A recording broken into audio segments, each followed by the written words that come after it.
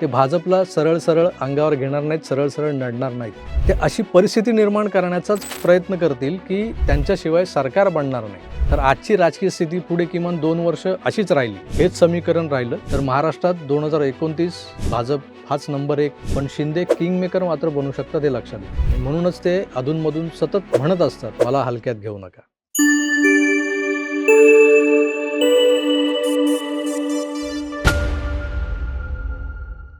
आपण जर पाहिलं असेल तर शिवसेनेचे मुख्य नेते एकनाथ शिंदे गेल्या 2 वर्षात सातत्यानं एकच वाक्य बोलताना दिसत आहेत, मला हलक्यात घेऊ नका.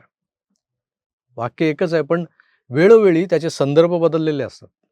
मला हलक्यात घेऊ नका हे कधी उद्धव ठाकरेंना उद्देशून असतं, तर कधी त्यांच्या विरोधकांना असतं, आणि आता कदाचित भाजपलाही उद्देशून असेल.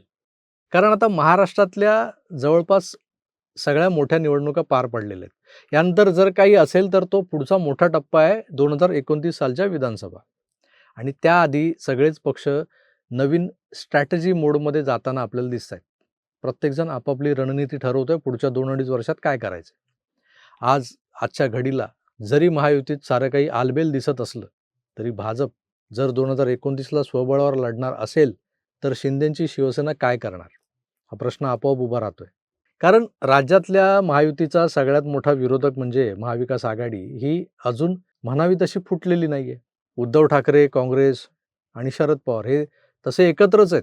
लोकसभेला, विधानसभेला या महाविकास आघाडीनं ज्या पद्धतीनं नरेटिव्ह सेट केले होते त्यानुसार त्यांना हे माहीत आहे की एकटे लढून आपलं काय खरं नाही, तर एकत्र राहून महायुतीला टक्कर देता येईल आपल्याला. पण दुसऱ्या बाजूला महायुतीमध्ये भाजपसोबत शिंदेसेना आणि अजित पवारांची राष्ट्रवादी आहे. विरोधातली धेंड तशी आता शांत शांत दिसत असली तरी महायुतीत मात्र एक प्रकारचा सुप्त असा तणाव आहे, संघर्ष आहे. त्यामागची काही कारणं आपण जर नीट अभ्यासली तर लक्षात येईल की इथं भिन्न विचारधारेचे पक्षही सोबत आहेत, पण मुद्दा महत्त्वाचा असतो तो निवडणुकीत एकमेकांच्या सोबत असण्यानं होणाऱ्या लाभाचा. भाजपसोबत राहून शिंदे यांच्या शिवसेनेला भाजपच्या केडरचा फायदा मिळतो, तसाच तो राष्ट्रवादी अजितदादा गटालाही मिळतो. विधानसभेला जिथं उबाटा आणि शरद पवार गट भुईसपाट झाला तिथं शिंदेंनी आपल्या आमदारांचा आकडा 57वर नेला, 3 अपक्ष सोबत जोडून अजून 60 केले. अजितदादांच्या गटालाही 42 जागांचा फायदा झाला. आता विरोधक याला ईव्हीएमचा झोल, मतदार याद्यांचा घोळ असं काही बोलतील, पण जे निकाल लागलेत ते स्वयंस्पष्ट आहेत. लोकसभेला जिथं भारतीय जनता पक्षाला 21 जागी लढून 90 जागा मिळाल्या होत्या आणि अपेक्षित असं यश मिळालेलं नव्हतं असं बोललं जातं, तिथं शिंदेच्या शिवसेनेला 15 जागी लढून 7 जागा मिळवता आल्या होत्या. विधानसभेलाही भाजप 1 नंबरवर तर शिंदे शिवसेना दुसऱ्या नंबरवर होती. नगरपंचायती आणि नगर परिषदांमध्येही भाजपला 121 जागा मिळाल्या, पाठोपाठ शिंदे शिवसेना 61 जागांसह दुसऱ्या स्थानावर होती, दुसऱ्या क्रमांकाचा पक्ष ठरला. नंतर एका ब्रेक नंतर आल्या 29 महानगरपालिकांच्या निवडणुका, त्यातही भाजपला 1400 जागांवर यश मिळालंय, तर शिवसेना 400 जागांसह 2 नंबरवर आहे. काल परवाच ज्या झेडपीच्या निवडणुकांचे निकाल लागले त्यातही भाजप नंतर शिंदेची शिवसेनाच आहे, अजितदादांची राष्ट्रवादी ती सुद्धा जवळपासच आहे म्हणा.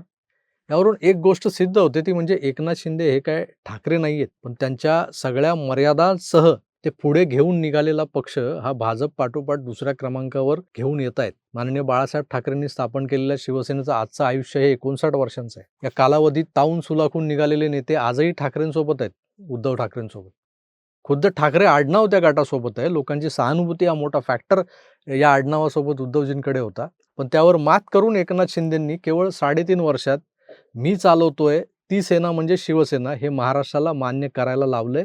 सोबत भाजपच्या शीर्षस्थ नेतृत्वालाही संदेश दिलाय की माझी शिवसेना ही महाराष्ट्रातली सर्वात स्थिर नंबर 2 ची फोर्स आहे, ताकद आहे. एकनाथ शिंदेच्या पक्षाचं हे यश निवडणुकीतलं असलं तरी त्यासाठी त्यांनी घेतलेली मेहनत, घेतलेले कष्ट हे आपण दुर्लक्षित करतो बऱ्याचदा. ते तळागाळात जाऊन जे काय करतायत त्याकडे कोणाचं लक्ष नाही. शिंदेची शिवसेना शहरी प्लस ग्रामीण अशा दोन्ही ठिकाणी वाढते. शिंदेचा जो तोंडवळा आहे एकनाथ शिंदेचा, त्याला काही ग्रामीण बाज वगैरे नाहीये, पण तरीही त्यांचा पक्ष दोन्हीकडे वाढतोय, शहरातही आणि ग्रामीण भागातही. मग त्यात कोकण आलं, ठाणे, कल्याण, नाशिक आणि पश्चिम महाराष्ट्र या भागात पकड असून देखील आणि सेनेत चेहरा असलेले बहुतेक नेते हे तिकडचे त्या भागातले असताना स्वतः शिंदे सातत्यानं या भागांमध्ये दौरा करताना दिसतात.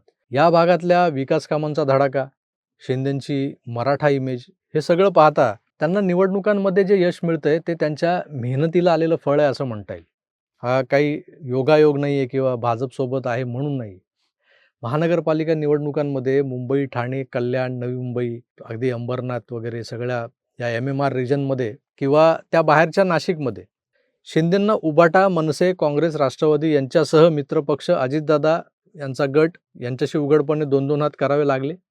पण गंमत म्हणजे ठाकरेंना शह द्यायला म्हणून वापरलेल्या शिंदेंना आटोक्यात ठेवण्यासाठी भाजपने बऱ्याच ठिकाणी त्यांची कोंडी केली होती.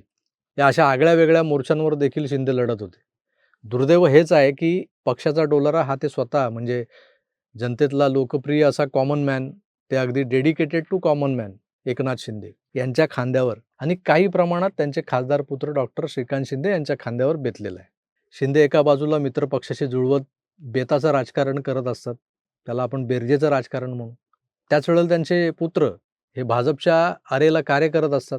भाजपच्या प्रदेशाध्यक्षांनी उभं केलेलं आव्हान खासदारांनी त्याच स्टाईलनं परतवून लावलेलं आपण पाहिलं. पण तरी या दोन्ही पिता-पुत्रांना भारतीय जनता पक्षाला थेट भिडता येणार नाही, कारण तिथं त्यांच्या मर्यादा स्पष्ट होतात.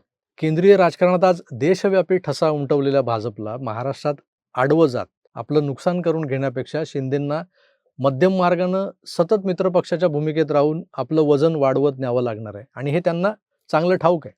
उद्धवजी किंवा राजसाहेब या ठाकरे बंधूंच्या तुलनेत आज महाराष्ट्रातला मराठी माणूस एकनाथ शिंदेंकडे आकर्षित का होतोय, तर ठाकरेंचा लिमिटेड ॲक्सेस लोकांच्या लक्षात आलाय. शिंदे सगळ्यांना भेटतात, नुसते भेटत नाहीत तर लोकांची कामं जागच्या जागी निकाली काढतात. महानगरपालिका निवडणुकांमध्ये ज्या ब्रँडची एवढी चर्चा झाली, त्या ब्रँडच्या मालकांनी आपलं जे काही बूड आहे ते मुंबई, ठाणे ते नाशिक या परिघाबाहेर हलवलंच नाही. पण शिंदे हे मुंबईसह एम-एम-आर रिजन किंवा मग मुंबई बाहेरच्या महानगरपालिका असोत, सगळीकडे स्वतः उपमुख्यमंत्री म्हणून वावरताना त्यांना त्यांच्या 3.5 वर्ष आयुर्मान असलेल्या पक्षाचा चेहरा बनून सगळ्याच आघाड्यांवर लढावं लागलं होतं.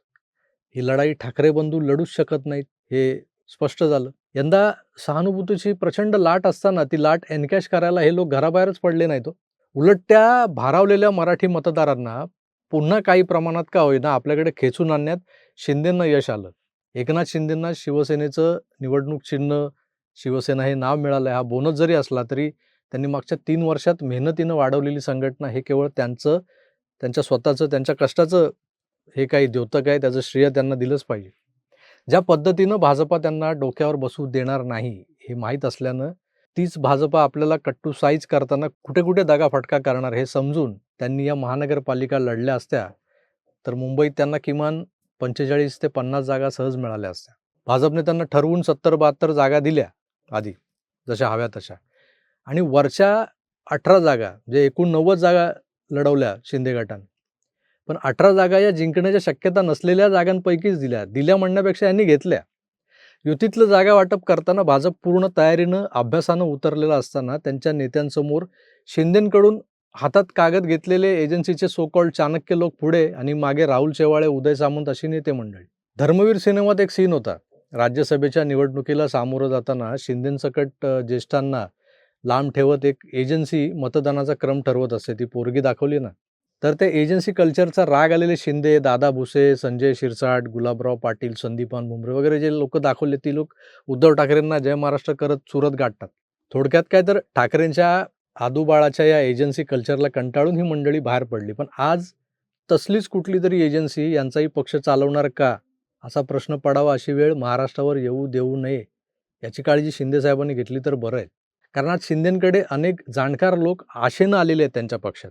तर त्यातलंच एक नाव म्हणजे माजी खासदार संजय निरुपम. हा माणूस शिवसेनेचं कल्चर जाणतो.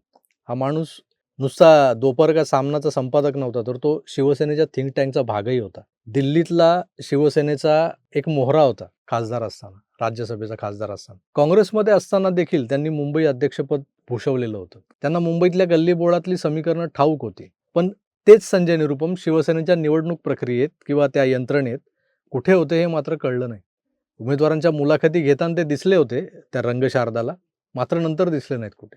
एकनाथ शिंदे साहेबांना आपल्या खांद्यावरचा जो भार आहे तो दुसऱ्या फळीतल्या नेत्यांकडे देताना त्यांचे खांदे कितपत सक्षम आहेत, मजबूत आहेत हे तपासावं लागणार आहे. कारण मुंबई बाहेरचे नेते मुंबई शहराचं राजकारण हाताळताना कुठेतरी कमी पडणार, हा साधा मुद्दा आहे. आज नक्कीच शिंदेंकडे दुसऱ्या फळीत चांगले सक्षम चेहरे आहेत. उदय सामंत हे त्यातलंच एक महत्त्वाचं नाव. आता कोकणातून निलेश राणे देखील आलेत. आता ते कोकणातून आलेत, निवडून आलेत म्हणून कोकणातून आलेत म्हणतोय. ते मुंबईतलेच आहेत. पश्चिम महाराष्ट्राचा विचार केला तर शंभूराज देसाई आहेत, गुलाबराव पाटील आहेत मराठवाड्यात, संजय शिरसाट, संदीपान भुमरे ही मंडळी आहेतच. मुंबईच्या उपमहापौरपदी संजय गाडींना बसवून एक शह-काटशहाचा डाव टाकलाय शिंदेंनी, असं मला वाटतंय. हा डाव नेमका काय आहे ना, ते हळू स्पष्ट होईल. ही वेळ आली तर तेव्हा आपण बोलू त्यावर. पण शिंदेंची धडपड कशासाठी आहे? पण हे सगळं 2029 साठी चाललंय का? नक्कीच. कारण भाजपा 2029ला स्वतंत्र लढणार. तेव्हा भाजपला हरवण्यासाठी नाही, पण आपलं स्वतंत्र अस्तित्व टिकवून ठेवण्यासाठी भाजपला बहुमताचा आकडा गाठता येणं थोडं कठीण व्हावं आणि मग मित्रपक्षाची गरज लागावी. म्हणून शिंदे आज स्वतःला दाखवतायत, की मी नाही म्हटलं तरी 50-60 आमदारांचा नेता आहे. त्याचबरोबर ते दाखवून देत आहेत, की हा एकनाथ शिंदे या महाराष्ट्राला हवा असणारा मराठा चेहरा आहे. असं असलं तरी शांत, समन्वयी भूमिका असणारा, आंदोलकांना न दुखावणारा. आता आरोप वेगळे होतात. वेळप्रसंगी आंदोलकांना मदत करणाराही. सोबतच शिंदे म्हणजे अजिबात गोल-गोल न फिरवणारा स्ट्रेट फॉरवर्ड प्रशासक. त्यांच्याच भाषेत सांगायचं तर मी फाईल थांबवत नाही, मी विकास अडवत नाही. समोर आला, होणार असेल तर करतो, नाहीतर विषय संपला. या सगळ्या गुणवैशिष्ट्यांसह स्वतःचा पक्ष वाढवणारं. आज आपण शिंदेंच्या दुसऱ्या फळीतल्या नेत्यांबाबत बोलतो. त्यात उदय सामंत आले, शंभूराज देसाई आले, निलेश राणे आले, गुलाबराव पाटील, अगदी कोल्हापुरात प्रकाश आंबेडकर असतील, आपले शहाजी बापू पाटील असतील, हे सगळे नेते तसं पाहिलं तर शिंदेंशी बांधलेले आहेत, पक्षाशी नाही. या परिस्थितीत शिंदेंची पुढची राजकीय वाटचाल ही कशी असणार आहे? स्वतंत्र की सतत भाजपच्या छत्रछायेत? कारण आज शिंदेंकडे सत्तेतला वाटा आहे, त्यामुळे जवळ नेते आहेत. पण काही ठराविक भाग सोडला तर हक्काची अशी स्वतःची वोट बँक मात्र नाही. त्यांना मिळणारी मतं भाजप, संघ आणि हिंदुत्वाशी संलग्न अशी आहेत. हे शिंदेंना चांगलं अवगत आहे, म्हणून ते मोदी आणि शहांचे फोटो लावतात, सतत त्यांचं नाव घेतात. महाराष्ट्रात भाजपच्या नेतृत्वाशी उघडपणे भांडत नाहीत, रुसतात कधी-कधी. सत्तेत राहून उद्धव ठाकरेंनी जी केली, त्यांच्यासारखी चूक ते करत नाहीत. म्हणजे याचा अर्थ शिंदे 2029ला भाजपशी भिडणार नाहीत, असा होतो का? तर त्यावेळची सिच्युएशन काय असेल कोणास ठाऊक. पण मला वाटतं ते भाजपला सरळ-सरळ अंगावर घेणार नाहीत, सरळ-सरळ नडणार नाहीत. ते अशी परिस्थिती निर्माण करण्याचाच प्रयत्न करतील, की त्यांच्याशिवाय सरकार बनणार नाही. तर आजची राजकीय स्थिती पुढे किमान 2 वर्ष अशीच राहिली, हेच समीकरण राहिलं, तर महाराष्ट्रात 2029 भाजप हाच नंबर 1, नंबर 1 राहणार. पण शिंदे किंगमेकर मात्र बनू शकतात, हे लक्षात घ्या. आणि म्हणूनच ते अधूनमधून सतत म्हणत असतात, मला हलक्यात घेऊ नका.